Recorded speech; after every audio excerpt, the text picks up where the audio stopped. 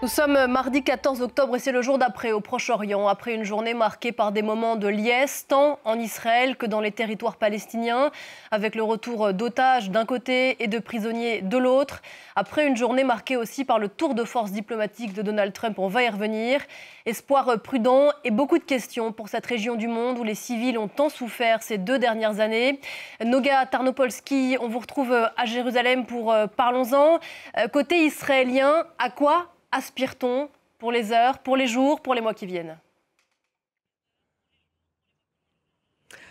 Bonjour. En ce moment, en Israël, la grande crise, le grand obstacle pour la continuation du plan Trump, c'est en fait le retour des corps des otages qui n'ont pas survécu la captivité à Gaza. Et ça devient un scandale, je dirais, politique, parce que le plan Trump qui a été tellement fêté hier incluait en fait le retour de tous les corps, c'est-à-dire 28 otages qui n'ont pas survécu ou qui ont été pris déjà morts le 7 octobre.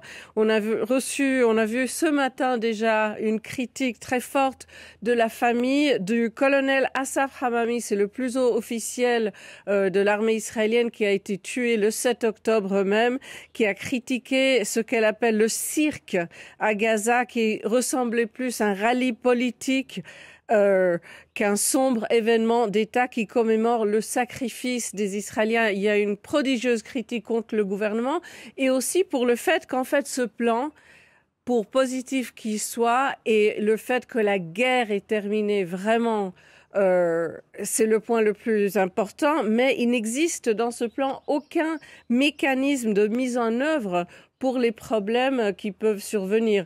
Et là, on reste en fait, les Israéliens, je crois que les Palestiniens aussi, avec un point d'interrogatoire. Ce matin, Noga, que tout reste encore à faire. Oui, je crois qu'on voit certainement ici en Israël l'étincelle d'un espoir de pouvoir vraiment retourner à une vie normale.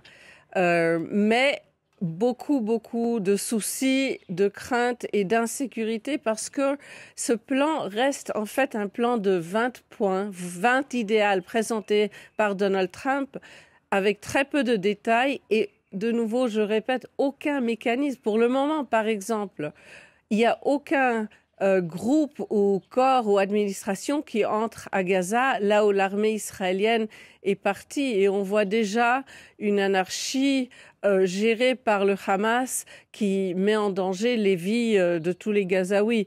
Alors, c'est vraiment, l'histoire n'est pas finie, même après cette journée hier tellement festive. La question du désarmement du Hamas, on va y revenir. Merci beaucoup.